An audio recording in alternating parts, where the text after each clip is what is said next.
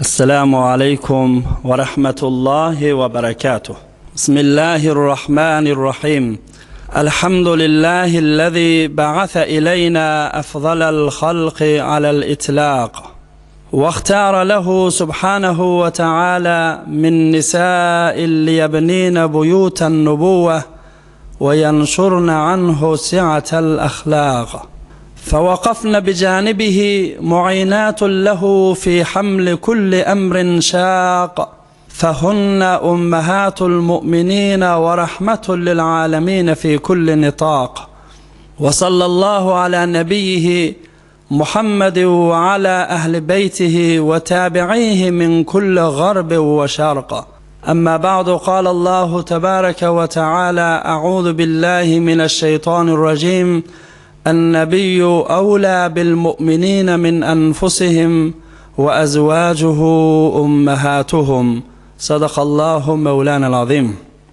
Adamdan 18.000 alemni yoqdan bara getiren Rabbim Celil, hemmemize Halık Kadir olan, hayyu tevana olan Allah-u Zülcelali vel Cemali vel İkram, hemmemizin taat ve abadat, hayrat ve ihsanatlamız, yegana yaradan Allah'ın yolunda çekyen zahmetlemiz, ediyen hizmetlamız, birbirimize mehr mehabbetlemizi Huday Teala öz ulu dergahına kabul eylesin. Emniyet ve parahatçılık nimeti üstümüzden, başımızdan almani, rahmetli yağıllar yağdırıp da bereketli yıllar aylandırsın inşallah. Sireye Ummahatel Mu'minin adlı mübarek bolan oturuşun 110. bölümü Server-o Serdar-ı Alem Hazreti Muhammed Mustafa sallallahu aleyhi ve sellemin mahbube ve maşuğası olan, enemiz belki cümle müminin ve müminatı ene olan Hazreti Bibi Ayşe Siddiqa radıyallahu anha, şonun yaşayışında geçen ağır günleri, yara bavefatından, yan yoldaşından ayrılışıp yeke kalan günleri, şu günlerin gurrunundan ders alıp gelişimiz. Hazreti Enes ibn Malik radıyallahu anh diye: "Ma ra'aytu yawman qattu kana ahsanu ve la adwa'u min yawmin dakhala alayna fihi Rasulullah sallallahu aleyhi ve sellem. وما رأيت يوما كان أقبح ولا أظلم من يوم مات فيه رسول الله صلى الله عليه وسلم."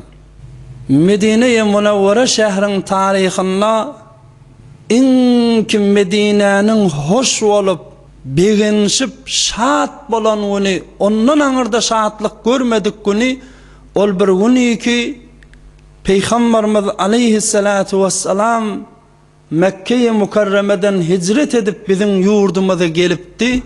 Medine-i Münevvere'ye gelen günü kat millet şahat bolup, hoş olup bir hoşluk ettiler. Şon yalı hoşluk görmedim ben Medine'de. Ve yine neçe yıldan sonra Peygamber zana şeyli bir öğrenşip, Peygamber zan bilen şeyli bir yaşayış koşup yakak, birden aramızdan gitti. Şol giden gününde milletin qama batıp, narahat bolup, gözlerinden yaş akıdan gülleri yalak günü men Medine-i Münevvere'de görmedim diptir. Eyvara katı narahat bolup, yüreklerin zip, gözlerinden yaş bedunu ihtiyar akıp, zenanen merdan, yaş kıçı yaşlı hemmezi gidani qiynanan gülleri oldu diye. Ama bir hefteki aytsak gurrunumuz, içine giyirecek bahsimiz, Peygamberimiz aleyhissalatu vesselam dünyadan ötün lahzetinde bir rivayet aydıptırlar. Enemiz Hazreti Bibi Ayşe Siddiqa'dan bir zayıf halatta ki bir yağdaylar enemizden geçiptir ki Peygamberimizin yokuş görenladi, şeriatın yokuş görenladi. Şu rivayetin zayıftigi, cəlidigi, şu rivayetin aslı asası yoktuğunun hakkında şuun men öz boynuma borç bildim, vazife bildim. Enemiz Hazreti Bibi Ayşan yaşayışının içinde şon hakkında gelen töhmetleri, gelen yaman gurrunları da açıklap, ondan tebre edigini, ondan beri digini düşündürüp gitmek öz boynuma borç bildim. Ol näme gurrun? Qawatdan ştatına dikkat edin, gurrun näme? Bir ravayet tapıptırla, bir zayıf halatta, cali halatta ki enemiz Hazreti Bibi Ayşe aydiya deyiptirle.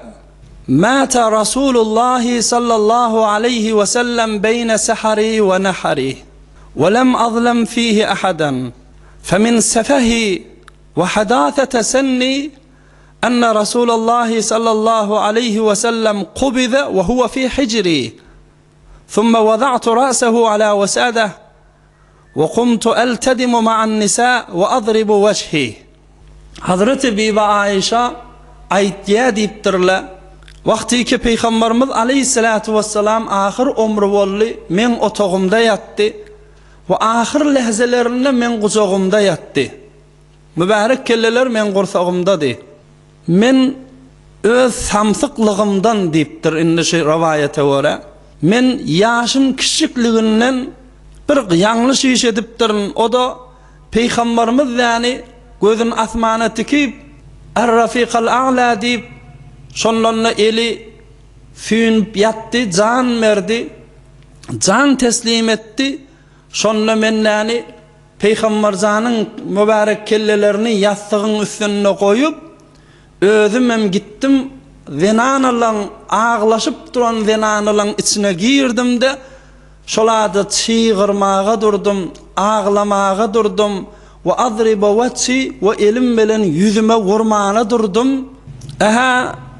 Şu bir yalan ravayetçi.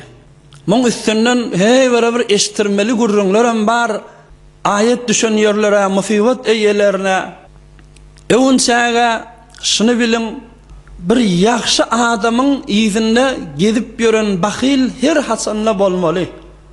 Görüpçilik edip gören, bakilçilik edip gören, şeyli bir makamli, dereceli enemiz Hazreti Bibi Ayşe şonun zol derecesinden atılacak bolup şey dip eziyet berip görelle hem öz bağ vaktında da bağmış işçiniz efektif bir zat taptılar, tohmet urdular, nagat qiyinçılığa okladılar ve bennahuda dünyadan ötüp geçenini 1400 yıl geçiptir. Hazır ulaşellin öz zehirli oklarını şoňa karşın bellecek bolup duran adamlar hazır ulaşellin bağda. Enemiz Hazreti Bibi Ayşe radıyallahu anha Peygamberzanın yan yoldaşı azvac-ı mutahhara şol banunu dani, şol pak damen banuwa hazır ulaşellin dil yetirecekler, hazır ulaşellin şoň makamı mensebini çeltecekler, hazır ulaşellin şolun dani qıyşık ayak basan bir yanlış eden işler var dip şoňa bir hükümler sabit etjek bolup ýören Hudaý saklasyn bakiller ba. Geljek hefte men mufassalan enemiz Hazreti Bibi Ayşa'n mahbubiyetini hem periştelerin yanına, hem Peygamberimizin yanına, sahabaların yanına, teşun kun sellin musulmanların yanına, yürekten mehabbeti bağdığının hakkında inniki hefte aydarın. Yönüşü hefte vaktim bana icazı veriye, şu mevzunun üstünde bir gurrun açmana. Kişir bir zayıf ravayeti, enemiz Hazreti Bibi Ayşe yaplaptırla. Kişi şey deyip men oğlan hakıllığımdan, men samsıklığımdan hatta deyiptirle ki Peygamber dünyadan ötende zenanalan arasına girip çığırmana durdum, qıygırmana durdum, yüzümü de elim bilen vurmana durdum deyiptir. Evunçağa ey musulman erkek ve ayal doğullar, hasam musibet eyyeleri bir zat yadınızdan çıkmasın. Peygambercan aleyhissalatu vesselam'ın olokon yadaveri edip qaytaran işlerinin birisi İyyâkunna ve na'iqaş şeytan. Ey musulmanlar, hergiz baraman ve edaman şeytanın qıyıqlığına deyiptir. Yani bir şeytani olan kıyıkçılıklar, bir şeytanın ettirýän işi, olamşa musibet yetende, bir qawwariyanın dünýeden ötenne, şonna boğazın qırıp, çiğirip, bir bidirek kepler, yaman sözleri däni, musibeti götürüp bilmän, bir boluksuz kepleri Hudaya ve ya boluksuz ýagdaýlara barmaň dipdir. Elinizi yüzüňize vurup, kelläňize vurup, beýdipdäni şu işi edamaň dip Peygamberimiz aleyhissalatu vesselam tafsirypdyr. Muň üstünde men işi mufassil hukumlaryny näme bolan gürrüňler ba olar aýdaryn inşallah. Ýöne häzir enemiz Hazreti Bibi Aişe radıyallahu anhani şu tuhmetten, şu zayıf rivayetden halas edeyli. Ulamalyň bilen jogap beren. Ewelki jogap şunu ýadyňyzdan çykarmaň. Peygamberjan aleyhissalatu vesselam safar aýyň ahirlerine meriz bolup başlady. Rabiul awwal aýyň içine girdi merizligi bilen. Ahirki günlerinde Rabiul awwal aýy girip başlandan soňra her güni bir aýalynyň öýünde bolardy. Nawatlaşardy.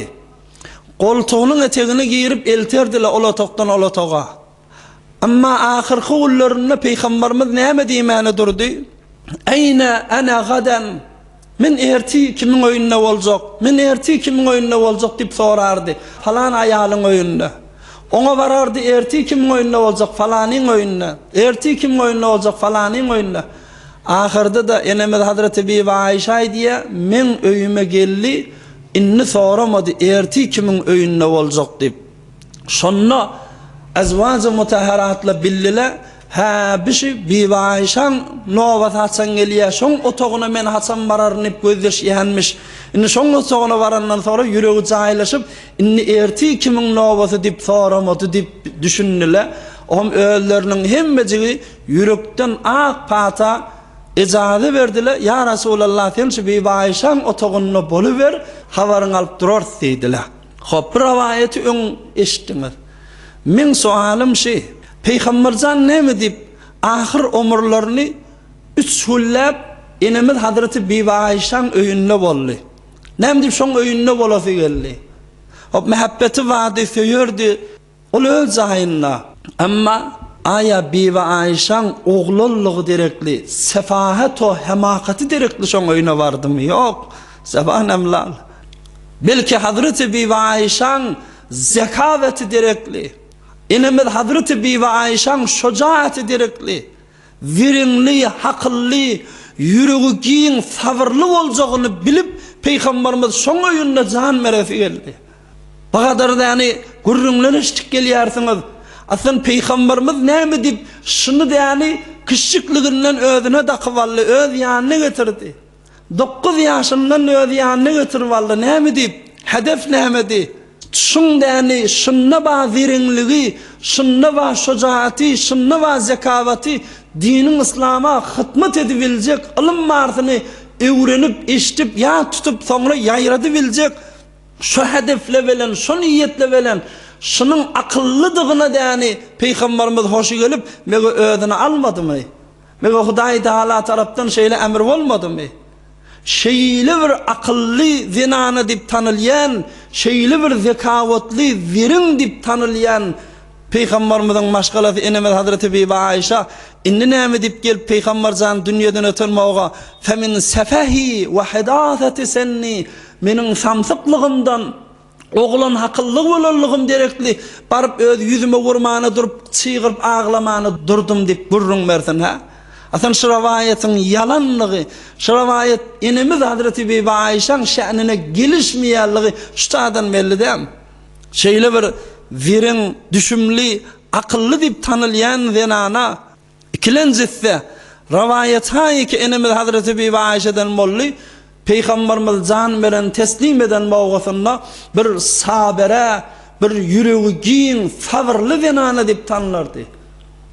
Atafy Abu Bekr Siddiq ýaly ki wagtyky sahabalar özlerini ýitirip, akylları çaşyp, iki tarafa urunup dudular. Köçede de yani Peygamberimizin ölen ölmedigini Ananı bilmeni, düşünü bilmeni, derk edi bilmeni, götür bilmeni otuy kalır. Yekece insanike özünü yitirmen, yüreğin giyin tutup, adamlara kav sözler bilen düşündürüp aydan, Abu Bekr Siddiq'in kıydı ahirin be Hazreti Bibi Ayşe. On gat öyün bolsa demir galadan, acal tafar emir bolsa Allah'dan, hakikat yüz döndürmez beladan, hak rezası bilen başa daş gelse demeyen Mahtum Uluşan. Bu hakikat erdi bir enemiz Hazreti Bibi Ayşe. Yüreğin giyinden tutup Peygamber zanı deni kucaklap, ahir lehzelerini kucağına alıp, Peygamberimiz biraz demraslasın, bir rahatlansın deyip kucağına alıp duruşu. Ahir demlerinde misvakı ağzına çeynep, yumşadıp Peygamberimizin ağzını verip duruşu. Ahirinde bir elhamdülillah kul huvallahu ahad okuyup, Felak Nas suralarını okuyup Peygamberimize dem vurup duruşu. Bir akıllı, yüreği giyin ayalın edeceği işi, özünü yitiren adam bir işler bilmeye, düşünmeye ki. O üçüncü delil.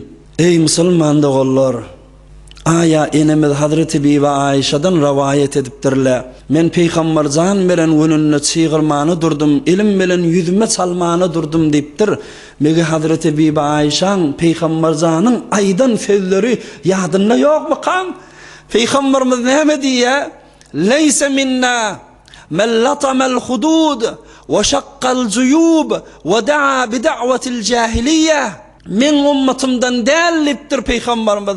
Ol bir adam iken musibet yeten zamanında öz yüzünü deni eli veren vurmağıdır ya. Men ummatımdan değil musibet bolanna yakasını yırtıp deni Hudaya karşın çığırıp kıygırmanıdır ya. Ve da'a bi da'vetil cahiliye, cahiliyetteki bolan yaman sözleri aytmağıdır ya. Ay Hudaya nemeden günahımız vardı, nemedip bizden şeyle biçaredik koydun, falan ettin deyip deni, bidirek kepler aydiyen, şıl adamlar men ummatımdan değil deyip Peygamberimiz aydık giden sözünü, aya enemiz Hazreti Bibi Ayşe unuttu mu kam? Yok Müslümanlar oğullar. Enemiz Bibi Ayşe'nin hem bakadan bir yaman, yalan sözler veren son makamı derecesini kiseltecek olayan adamların işi, bu hatta şol dünyadan ötenden sonramda hazır güneçellin şol buzurgavarın makamı mensebini kiseltmek üçün yani şu gurrunlar tapyan adamların işi ve Müslümanlık Allah.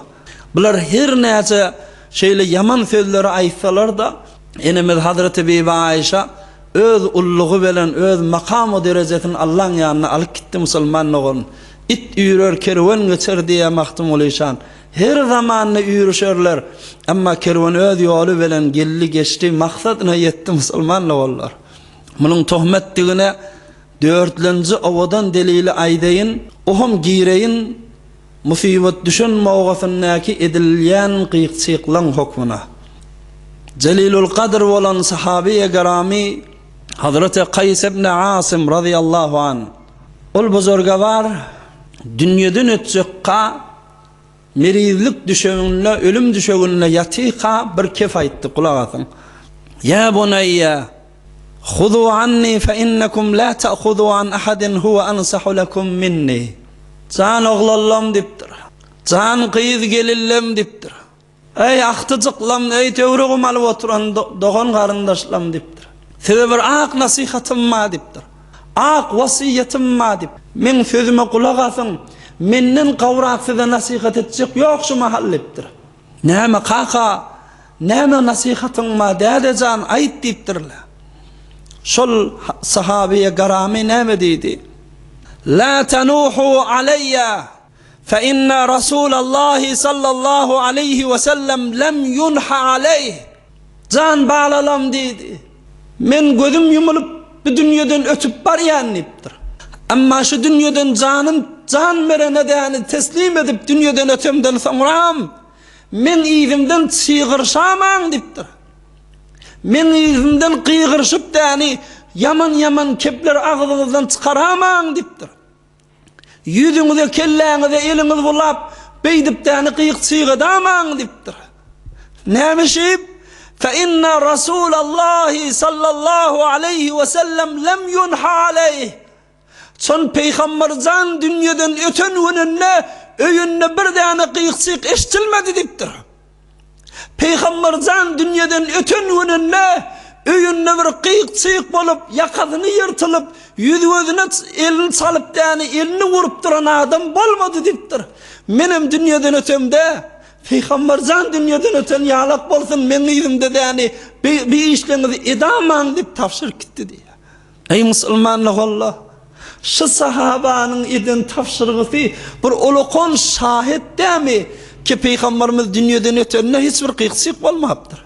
Yaman kıyıksıkla, yaman kıyırmala ki yankı rivayete göre becerilen rivayete göre Hazreti Bibi Ayşe aytdy, men zenanalın arasına barıp kıyıksık etmäne durdum, yüzümü vurmana durdum, men samsyklygymdan şu iş ettim diýipdir. Şu rivayetin yalandygy, bärden becerilenligi şu Hazreti Qays ibn Asymyň wasiyetinden belli bolmaýarmy ha? Bes yo, Peygamberimiz dünyadan ötellerine yürekler yani eridi, gözler yani akmağa durdu, yaş varsa aktı. Ama hiçbir ahadi ne içerisinden ne daşarısından çiğırışıp, yüzlerine el vuruşup yani Hudaya bidirek keplen adam bolmadı musulmanlık ollar. Ey musulman erkek ve ayal da ollar. Men sesimi eşdiyarsınız. Öylerde oturup zende halatta kulak asyarsınız. Sonralarda zefit bolupdu oturup da kulak açsanız. Şundan meylagini bir kavvetden unusunuz verip dinlen. Türkmen sahrada, Türkmen ilimizde bir gerek vagıllan birisi mukadiyen. O da näme? Peygamberimiz aleyhissalatu vesselam vakti ki İslam dinini getirenle zenanalar velenlerini beyat edenle mübarek asalarını, mübarek yağlıklarını yani zenanaların ellerine verip özü bir yerinden tutup olur bir yerinden yapışıp şeyle dini İslam'a giren vaktlarına taze musulman olup doğulla kelime-i şehadetine aydıp imana girip doğulla Dislap Medine-i Munawwara varıp zenanaları, erkekleri özdaşına uyuşurup musulman eden mavga şu mavga bir zat boyunlarına takıptı. O da näme? Yubayi'nan nisa ve yenhahunna anen niyaha. Ey ayallar, ey ayal maşgala, siz münden meylek musulman mollunuz, dini İslam'a gelliniz. Her hasan birinize bir musibet düşenne çiğirip, kıygırıp, ağlap, bidirip, yaman sözler Hudaya aydaman münden meylek deyip de her haysının boynuna dakardı diye şimdi. Niyahat diye Arapla, nevhegari. Şu zat haram deydi Peygamberimiz. Şu işi etmek günah-ı kebire deydi. Şunu edaman deyip zenanalın boynuna takıp ohum bolya deyseler şolun imanını kabul eyledi. Ola kon vurrun şu musulmanlık ollar. Näme deyip delili belli da Hudaýyň etmişine narazyçylyk dämişi bolýan işler, şu bolýan ýagdaýlar. Ýakan ýyrtyp, elin bilen ýüzüňe vurup, ýüzüň dyrmajaklap, kelle vurup, aýaňa bir vurup däni. Şol Hudaý Taalaň qada we qadarına narazyçylygyň alamaty. Şu bir dogurdy zat. Wal qadar hayrihi ve şerrihi min Allah Taala. Ulukun imaniyatımızdan hayru şer Allah'dan lığına imanımız var diyet. Hop imanın bağ olsa dünya durar, ömür kalmaz. Azal gelse çare olmaz. Ne iş varın adam bilmez. Bazı iş hakkın kâridir demeyen maktum oluşan. Hudaýdan gelipdir, sabretmeli. Ağlanın işkali yok. Gözünden yaş akıdallan işkali yok. Ve yüreğin yanıp barya, bağlan ellen gitti, çağan ellen gitti, doğuncuğun ellen gitti. Yüreğin yanıp barya, yüreğin köşütme için neyse ağlasan ağla. Gözden neyse yaş akıtsan akıt. Ama volin bidirek çiğirmala, hey vay ey Hudaý ey näme gördün bizden, näme günah ettik. Karınçkanı ayağa şahımızda defelemeyen adamdık. Näme dip bize şergülleri sallan. Ay günümüz karaldı falan etti dip yani. Ay Hudaýa da kavsi gerek dip. Bir bidirek kepleri var. Şolar aytmayın. Ol Hudaý Taalaň kaza we kadaryna inanmadygyň, razy bolmadygyň alamatı Peýgamberimiz uly gaýtaran zadynyň biri, haram eden zadynyň biri musulmanlyk Allah. Ki qynansak da Türkmen arada mutaassifana şu yaman perheng za düşügli häzir günetçiliğine aýryljak däden. Jahiliyette bazat Peýgamberimiz diýipdir, men ummatymdan kıyamata çelden gitjekde bir näçe qılıqlan birisi dip sanan zadynyň biri. Ki mutaassifana Türkmen alatynda da känşi. Musibat agyr. Amma gelipdäni onu da bolsa sabr dip bir zat bar ahirim. Onu da ýüregiň däni yanğysyny gözüň ýaşy bilen üçürip bolýar ahirim. Şoňa şeriat ejazy beripdir ha. Şu dilini saklagyn, elini saklagyn. Şu dillen bilen ellen gelse şeytandan gelendir, şonu bil.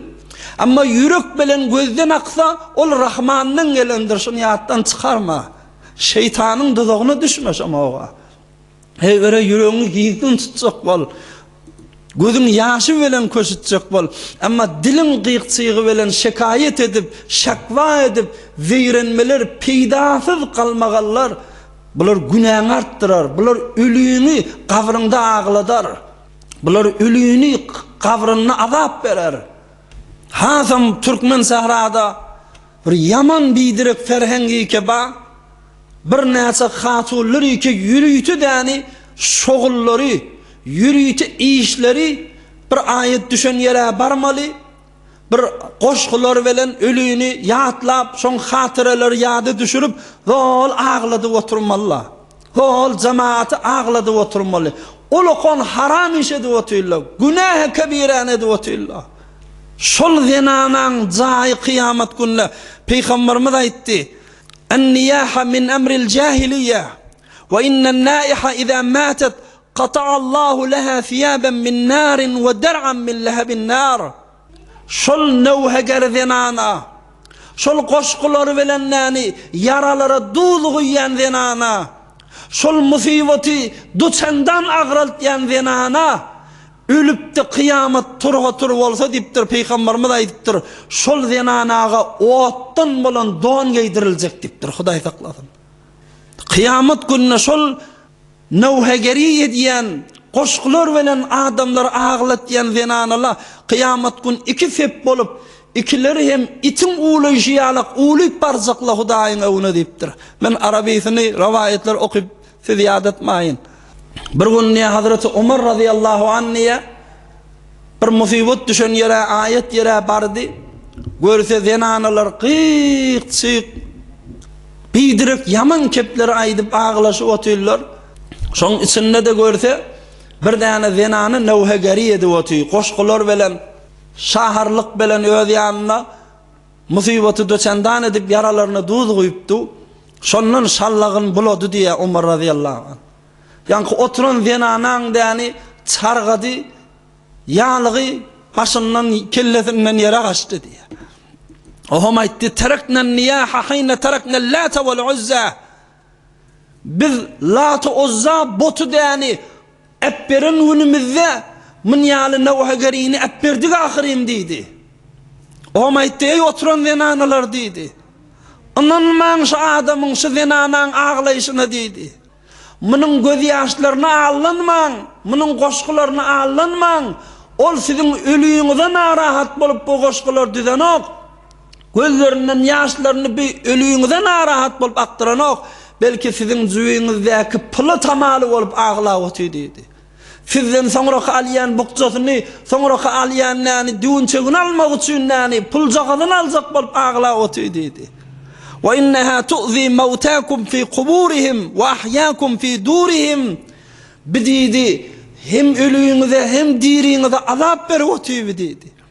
Ölüýüňiz kabirde rahat ýatanok şoň kalmagalyndan diýdi.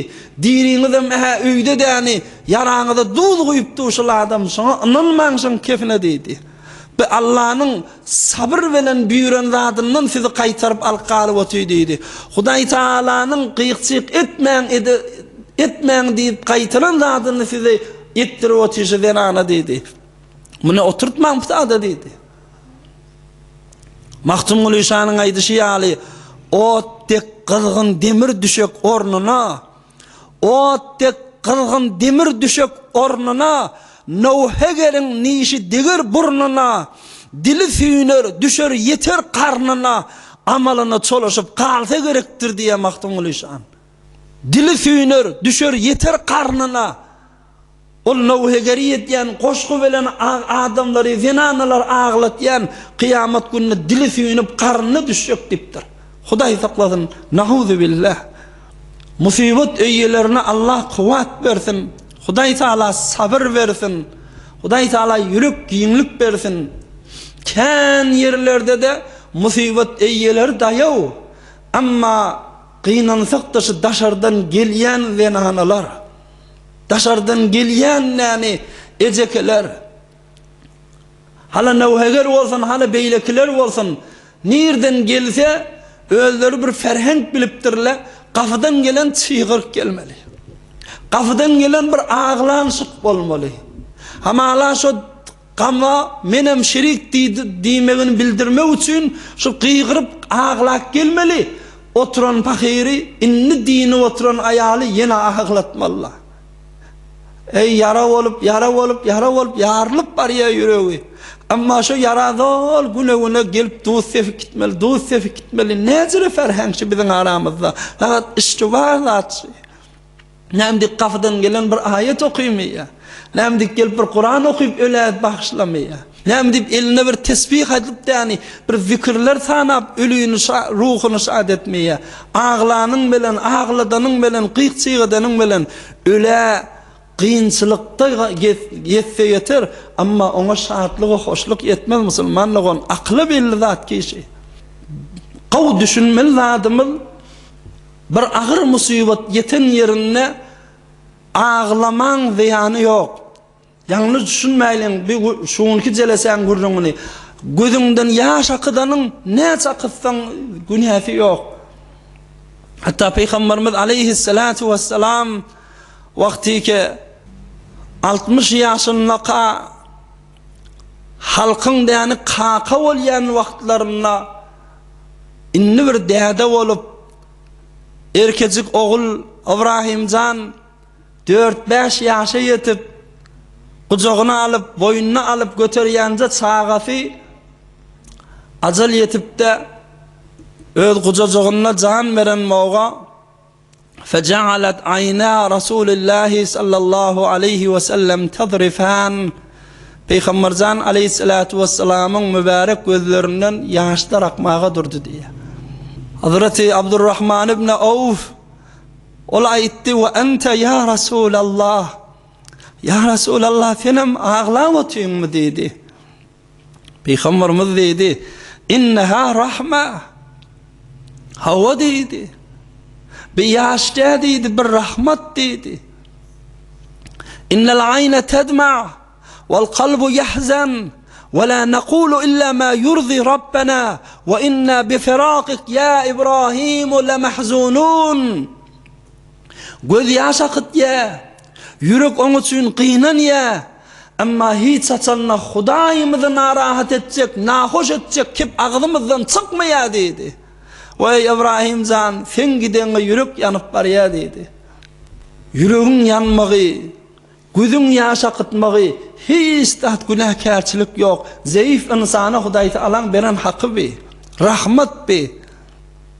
Ama gurrun şu el veren dili saklamak ki şol şeytandandır. Bir ahun doğan olup siz Türkmen ilatıma bir isligimma şu musibet düşen yerine eğer şunu ferheng edip bilsek, özü aralığımıza yördüp bilsek, şu ulu günah-ı kebire olan bir haram işi aramızdan, musibetimizden ayırıp yani bir ulu soğavi yerine yerleştirip bilsek, ulu konu işi bitirdiğimiz, o da neyme? Geleyliğin ayetler için, musibetler için bir tofar vasailler vakfedip koyuluptur. Çadır dedik, hali düşük dedik, poştu dedik, kapsanık dedik, kâte dikmiş dedik. Şıratları vakfedip koyuptur ayet musibet eyyelerine, sadakalarına, yeni bir zatına yarar deyip koyuptur. Son kaptalına bir 100 sani 200 tane tesbih hem koşun. Tesbih. Näme deyli? Şu musibata däni gelin dayzalara her hayfına kafin ağzını durup şun elini bir tane tesbih vereyli. Çadıra gelin erkeğin eline bir tane tesbih vereyli. Näme? Bar bidirek kalmagal edenden ya yöne başka bir gurrunlara girişenden gelin musibet düşen yere ölü yalahan tama değil ya gelin tesbih sanaylın tavabını öyle bağışlayın nahat olokon akliş nahat olokon bir yürük ginlik berzek var ala bi zikrillahi tatmainnul kulub Allah'ın aydan beren vaadesi değil mi? Yüreğin parkıllap, yarılıp bar yaka, Hudayı ağdasan, Allah dilinde olsa Huday yüreğine giyinlik verecek deyiptir ahirim. Gel, şol ölüyük, dertleşme için bar yer. Gel, Allah'ını yatlap zikir edeylin, bir tesbih çekeylin, tesbih sanaylin. Asan, 70 min tane la ilahe illallah, bir hatmın sogabı var deyiptirler. Nagat olokonlat şunu getirin uyuşup sanaylin. Zenanaga şu tesbihden vereylin al sen 1000 tane sana, sen 2000 tane sana, sen neç tane sanacak. 3 reylin 70 min'den yani saat be saat öyle hatım bağışlap duruylin. Ne kadar olokon sadakası, nagat olokon dertleşmekşi, musibet eyyelerine. Hazreti Muhyiddin İbnül Arabi ol İmamul Ekber Kibrit-i Ahmer dip tanılyan zorlu veli ol Ertuğrul Gazi'nin da piri olan murşidi buzurgavari Hazreti Muhyiddin İbnül Arabi bir gurrun meriptir kulağın ol buzurgavari aydıptır men Peygamber zanının bir söz eşittim deyiptir o näme söz ennehu belagani anin nebi sallallahu aleyhi ve sellem ennehu kal أن من قال لا إله إلا الله 70,000 غفر له ومن قيل له غفر له أيضا أو كما قال النبي صلى الله عليه وسلم Peygamberimiz aydıptır herkes 70 min gedek 70,000 bar 70 min gedek la ilahe illallah La ilahe illallah, la ilahe illallah diptani şunu sanası diptir. Şol sanan adamın günahı geçilýär diptir. Bir. Eger şol sanat bolansoň şol 70 min dänen sogabyny bir merhuma, bir benne sogabyny bagışlasa, şol sogaby bagışlanan adamyň günahı geçilýär diptir. Hom ol İmam Muhyiddin İbnül Arabi aydiye men şu mübarek söz eşitemde vahbi senedi ba mıkam doğru hadis mıkam deyip alada edindim. Ohum islap edenişim özüm şu 70 min dänäni sanadım deyipdir. Şu la ilahe illallah'ını 70 min göze edip sanadım deyipdir. Ohum sanap koyuptum. Bir gün bir üyüşmelekte bir dersin başına bir oturuşukta gördüm bir sofi şagirdimin birisi bir ehli kuşufat bir zat bolsa da yani yüreğine düşen sofimin biri ayan mulyanın birisi gördüm yüzü avto narahat ondan soradım sana näme boldy sana näme narahat sen dedim onu olaytdı mene enem dünyadan öttü dedi özünü hem diişte gördüm dozak odununa yanıp duranmış dedi. Şonu görüp katı narahat menniydi. Şonu yankı İmam Muhyiddin İbnül Arabi aydiye men basım şol 70 min däne okan zikri tesbihimi sogabyny şun enesinin ruhuna bahşettim diye. Ertisi gördüm yankı sofim şat bolup hoş bolup gelýär. Oy sofim näme boldy? Onu öten akşam enemi cennette gördüm diýişde dedi. Şondan näme hoş bolup begenip Peygamber zanın sözünün doğurduğunu sofimin ayan molyan sofimin dişinin üstünden bildim dip Merkatul Mefatih Şerh-i Mişkatul Mesabih diyen kitapta şu gurrunu getiriyor. Türkmen arada hatme tehlillip tanılyan 70 min gedek okulyan la ilahe illallah'nın anırtı bir senetli gurrunmuş. Şonu hem inşallah ayetlerimizde musibet eyyerlerine dani okudaylın ve okuyaylın inşallah Teala. Huday Teala göreceğinizi kavlu gaylasın, dini dünyanıza avad eylesin, edep hormat bilen oturup da bu gurrunlara unsuňyz berip kulak atsaňyz, Hudaý Taala iki dünýä hastaňyzy ýetirsin. Şeýle agyr musibatlara Hudaý Taala hiç bir musulmana goýmasyn, goýan ýerine ýürek giňlik we sabr bersin. Hudaý Taala emniýet we parahatçylygy ýurdumyzdan almasyn. Hudaý Taala rahmetli ýagyllary üstümizden ýagdyra bersin. Adam maşyny bir elham, 3 kul vallahu ahad goşup okuýalyň, öten göçellemde dua ederiz, merizlemde dua ederiz. Duada bolyp tapşyralara dua ederiz, okuýberim.